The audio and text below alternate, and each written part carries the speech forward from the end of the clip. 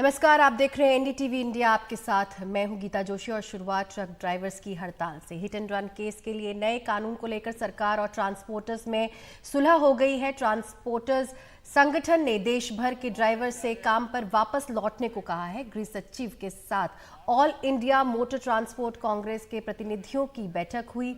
गृह सचिव से मिलने के बाद ट्रांसपोर्टर्स के प्रतिनिधियों का कहना है कि भारतीय न्याय संहिता के जिस कानून पर उन्हें आपत्ति थी वो अभी लागू नहीं हुआ है। उसे लागू करने से पहले बातचीत की जाएगी।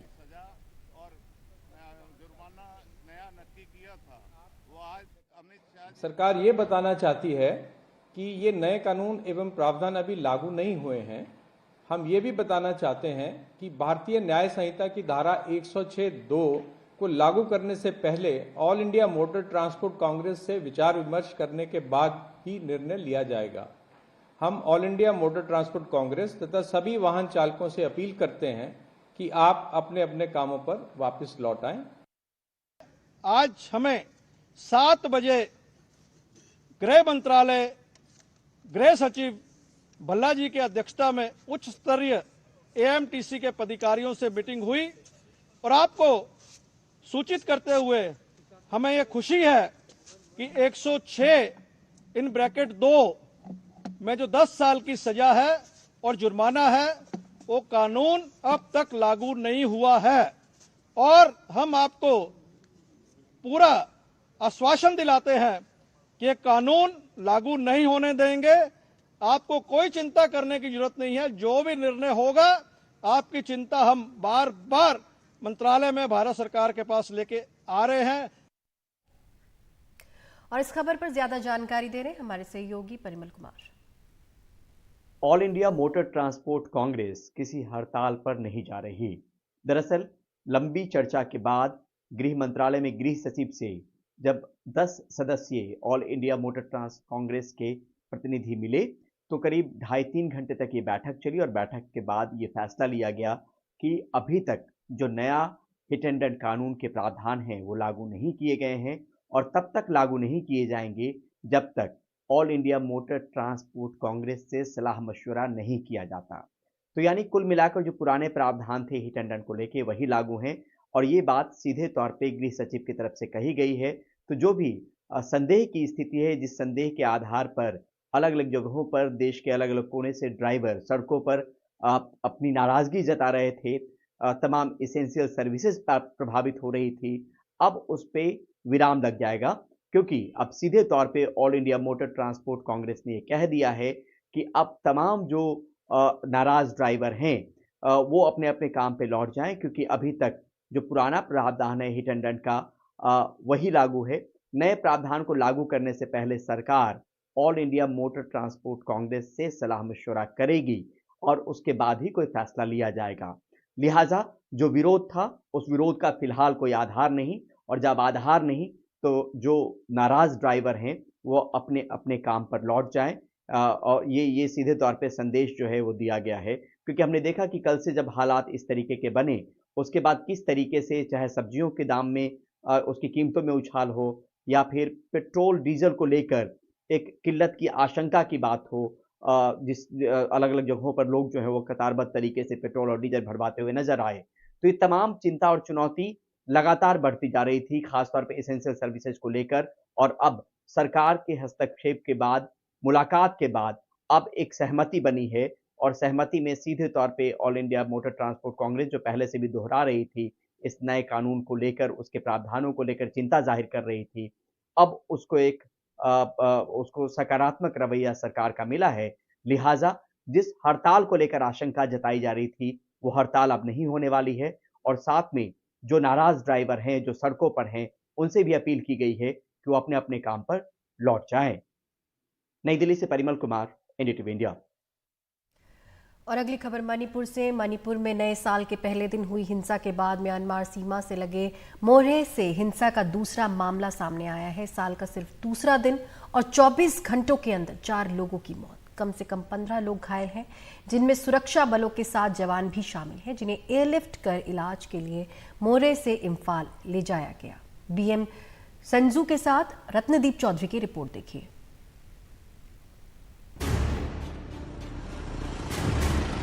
कर्फ्यू लगा हुआ है। थौबल जिले के लिलोंग में बहुत ज्यादा तनाव, जो राजधानी इम्फाल से महज 15 किलोमीटर दूर है। 4 लोगों की गोली मारकर हत्या कर दी गई, 8 लोग घायल हैं। ऑटोमेटिक हथियारों से लैस एक समूह ने जबरन वसूली की कोशिश की और उसके बाद अंधाधुंध फायरिंग की। ये लोग खुद को मणिपुर पुलिस का कमांडो बताकर यहां दाखिल हुए थे। इनकी गाड़ियां भी पुलिस कमांडो से मिलती जुलती थीं। ऐसे में पिछले साल जातीय हिंसा के दौरान लूटे गए सुरक्षा बलों के हथियारों से जुड़ी चिंता एक बार फिर जगजाहिर हुई है। उन्होंने लॉ एंड ऑर्डर सिचुएशन को अच्छी तरह से मेंटेन करना चाहिए था। यूनिफॉर्म पुलिस कमांडो का ये यूनिफॉर्म ड्रेस पहना के यहाँ पे आके डिमांड करने का ये यहाँ तक उनका विल्स, यहाँ तक उनका ये हिम्मत आया है।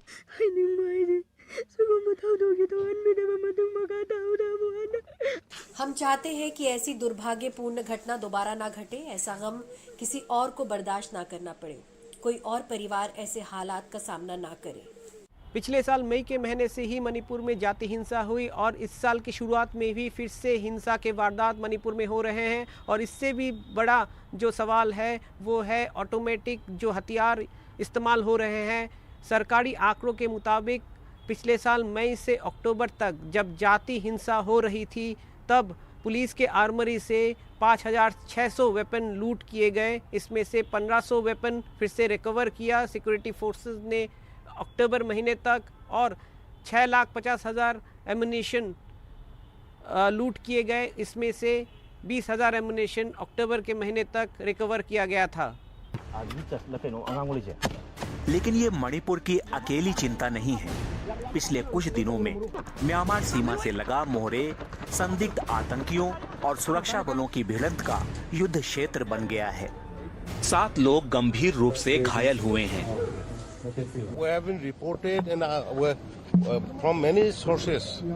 हमें इनपुट मिले हैं कि म्यांमार के भाड़े के सैनिक हमारे सुरक्षा बलों पर हमले कर रहे हैं। हम हालात पर नजर बनाए हुए हैं। राज्य और केंद्र मिलकर साझा अभियान चला रहे हैं। ऐसे हालात में मणिपुर में स्थायी शांति कायम करना बेहद चुनौतीपूर्ण है। लिलोंग से बीएम सुंजू के साथ रत्नदीप चौधरी, एनडीटीवी इंडिया। बीते कुछ दिनों में कांग्रेस और टीएमसी बंगाल में एक दूसरे के खिलाफ जहर उगल रहे हैं। पंजाब में भी यही हालत है। भगवंत मान के ताने एक थी कांग्रेस का जवाब दिया जा रहा है। पंजाब में आप और कांग्रेस के बीच तीखा टकराव है। भले दिल्ली में दोनों सीट बंटवारे की बात कर रहे हों। पंजाब ते दिल्ली च मां अपने बच्चे नूं दुनिया दी सब तो छोटी कहानी सुना सकती है, एक थी कांग्रेस।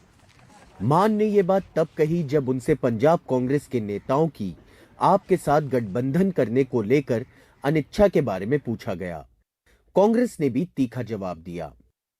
पंजाब कांग्रेस ने हाल ही में राज्य में विशाल रैली कर आला कमान को संदेश दिया कि आपके साथ गठबंधन आत्मघाती होगा। पश्चिम बंगाल में भी कुछ नेता तृणमूल कांग्रेस से गठजोड़ के खिलाफ हैं। उनका कहना है कि राज्य में कांग्रेस का जो भी समर्थन आधार है वो इससे साफ हो जाएगा। राज्य कांग्रेस अध्यक्ष अधीर चौधरी लगातार ममता और टीएमसी पर हमले बोलते रहे। कांग्रेस ने तृणमूल की तय समय सीमा पर भी अमल नहीं किया। कई राजनीतिक विशेषज्ञ मानते हैं कि राज्य कांग्रेस दूरदर्शिता नहीं दिखा रही। तृणमूल ने कहा कि कांग्रेस के स्थानीय नेता बीजेपी के एजेंट हो चुके हैं। दीदी ने यहाँ गठजोड़ की संभावना खत्म कर दी है। उनकी बात सुनिए, आपको पता चल जाएगा कि वो गठबंधन नहीं चाहती। बंगाल की मुख्यमंत्री गठबंधन नहीं चाहती क्योंकि उनको समस्याएं झेलनी होंगी। हमें कोई एतराज नहीं है, लेकिन बंगाल में कौन आता जाता है ये हमारा सरदर्द नहीं है। ये हम पहले ही कह चुके हैं। कांग्रेस की बंगाल में अपने बूते लड़ने की ताकत है और जहां हम मजबूत होंगे लड़ेंगे। बंगाल कांग्रेस के रुख और दिल्ली कांग्रेस के रुख में साफ अंतर है। कांग्रेस सोनिया राहुल एक मजबूत इंडिया अलायंस के लिए टीएमसी से सहयोग करने को तैयार है, लेकिन बंगाल में राज्य कांग्रेस बीजेपी के बिचौलिए की भूमि निभा रही है, क्योंकि 2021 में टीएमसी ने बीजेपी को हराया था। उधर सीट बंटवारे में लगातार हो रही देरी के बीच ममता बोल चुकी है कि बंगाल में टीएमसी अकेले लड़ेगी, लेकिन बातचीत अभी पूरी तरह टूटी नहीं है और तालमेल की संभावना है। कांग्रेस और टीएमसी दोनों को मिलकर लड़ने के फायदे मालूम हैं। सीट शेयरिंग जितना जल्द हो जाए उतना ही अच्छा। कांग्रेस अध्यक्ष मल्लिकार्जुन खड़गे को इंडिया अलायंस का चेहरा बनाने का प्रस्ताव तृणमूल कांग्रेस और आम आदमी पार्टी ने ही रखा था। सूत्रों अनुसार ये पता चला है कि कांग्रेस पार्टी कई राज्यों में गठबंधन बनाने के लिए सोच रहे हैं और इस विषय पर एक रिपोर्ट कांग्रेस अध्यक्ष को भेजा जाएगा। लेकिन पश्चिम बंगाल में तृणमूल कांग्रेस के साथ और पंजाब में आम आदमी पार्टी के साथ गठबंधन बनाना मुश्किल दिख रहा है, क्योंकि अब इस समय दोनों पार्टियों का नेता एक दूसरे पर आरोप लगा रहे हैं कि ये पार्टीज बीजेपी को मदद कर रहे हैं। पंजाब में मोहम्मद गजाली के साथ, कोलकाता में कैमरा पर्सन जीडी शंकर के साथ Saurabh Gupta, NDTV India.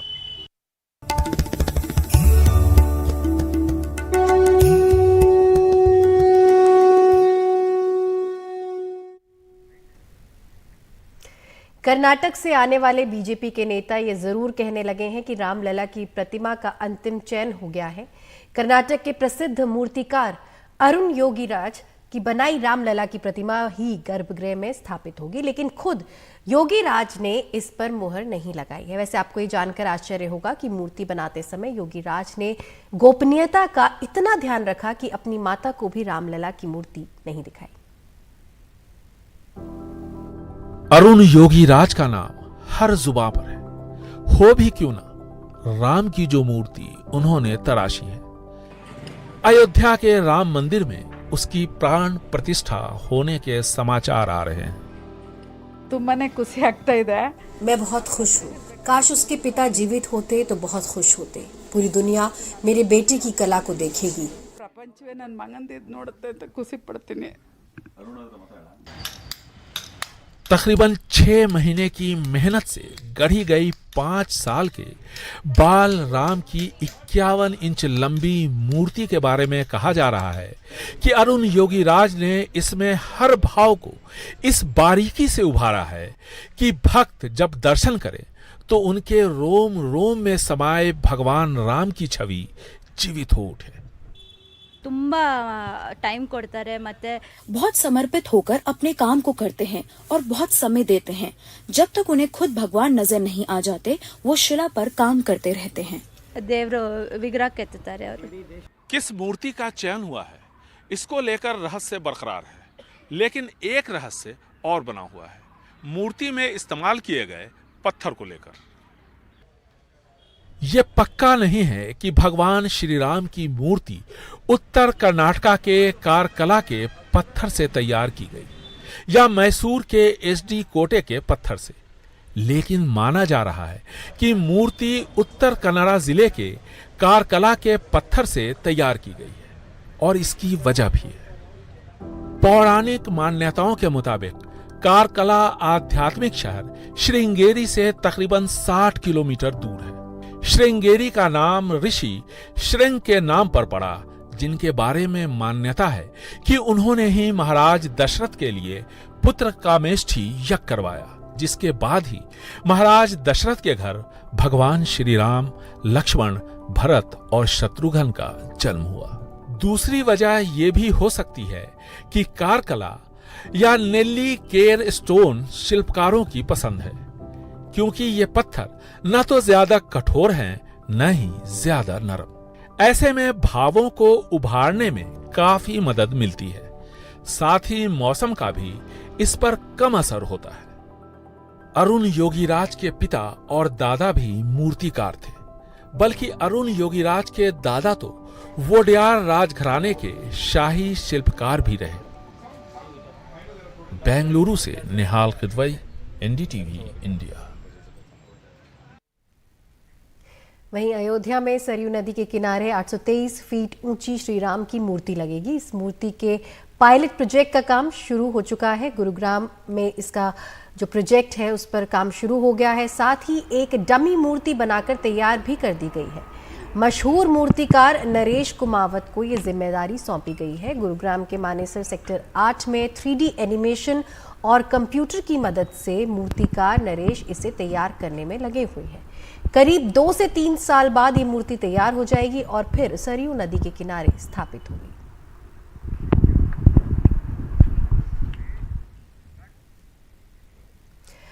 Underworld don और ग्लोबल आतंकी दाऊद इब्राहिम पाकिस्तान में छुपा बैठा है, लेकिन उसकी संपत्ति यहां नीलाम होती रही है। अब दाऊद के 4 खेतों को नीलाम किया जाएगा। ये नीलामी 5 जनवरी को दोपहर 2 बजे मुंबई के सफेमा दफ्तर में होगी। दाऊद इब्राहिम के 4 खेत नीलाम किए जा रहे हैं। ये खेत रत्नागिरी की खेड़ तहसील में है। खेड़ में दरअसल दाऊद का पैतृक गांव है। ये नीलामी साफेमा यानी smugglers and foreign exchange manipulator act के तहत होने जा रही है। नीलामी मुंबई में 5 जनवरी को 3 तरीके से होगी। एक ई ऑक्शन, दूसरा बंद लिफाफा और तीसरी बोली लगाकर। नीलामी के लिए निकाले गए 4 खेत दाऊद की मां के नाम हैं। साफेमा के मुताबिक रत्नागिरी की खेड़ तहसील में 10,420 वर्ग मीटर का खेत है, जिसकी रिजर्व कीमत 9,41,280 रुपए है। दूसरा खेत 8,953 वर्ग मीटर है, जिसकी कीमत 8,08,770 रुपए रखी गई है। तीसरा खेत 170.98 वर्ग मीटर का है, जिसकी रिजर्व कीमत 15,440 रुपए है। तो चौथा खेत 1730 वर्ग मीटर का है, जिसकी कीमत 1,56,270 रुपए है। कुल मिलाकर 19,21,760 रुपए के खेत हैं। हालांकि एक समय था जब दाऊद की दहशत के चलते कोई भी उसकी संपत्ति खरीदने आगे नहीं आता था, लेकिन 10 साल पहले हालात बदले और अब तक दाऊद की 11 प्रॉपर्टी बेची जा चुकी है। इनमें मुंबई के नागपाड़ा दाऊद के गढ़ में रौनक अफरोज होटल, डांबर वाला बिल्डिंग और गार्डन हॉल में दाऊद की बहन हसीना पारकर के फ्लैट के साथ रत्नागिरी में दाऊद का मकान और प्रस्तावित पेट्रोल पंप भी शामिल है। रत्नागिरी के खेड़ तहसील में मुमके गांव में दाऊद के इन 4 खेतों की नीलामी पहले भी रखी गई थी, लेकिन तब उसे कोई खरीदार नहीं मिला था। अब साफेमा ने एक बार फिर से नीलामी की तारीख तय की है, जो कि 5 जनवरी को होनी है। उसके पहले 3 जनवरी तक उसका रजिस्ट्रेशन कराना है। तो पूरी कोशिश है एजेंसियों की दाऊद के खिलाफ नकेल कसने की, क्योंकि दाऊद तो मिल नहीं रहा, तो दाऊद न सही उसकी प्रॉपर्टी ही सही। मुंबई से कैमरामैन अमित पवार के साथ सुनील सिंह, एनडीटीवी इंडिया के लिए। पैसे लेकर सवाल पूछने के अपराध में लोकसभा से बर्खास्त टीएमसी सांसद महुआ मोइत्रा के खिलाफ फिर एक शिकायत दर्ज हुई है। इस बार भी वकील जय आनंद देहाद्रई ने सीबीआई को इस बारे में चिट्ठी लिखी है। उनका आरोप है कि उन्हें संदेह है कि महुआ मोइत्रा उनकी निगरानी करा रही है। बंगाल में अपने संपर्कों के इस्तेमाल से वो उनके फोन की जासूसी करा रही हैं। वो पहले भी उन्हें धमकी देती रही हैं कि उनको पता है कि वो कहाँ है। वो दूसरे लोगों की भी जासूसी कराती रही।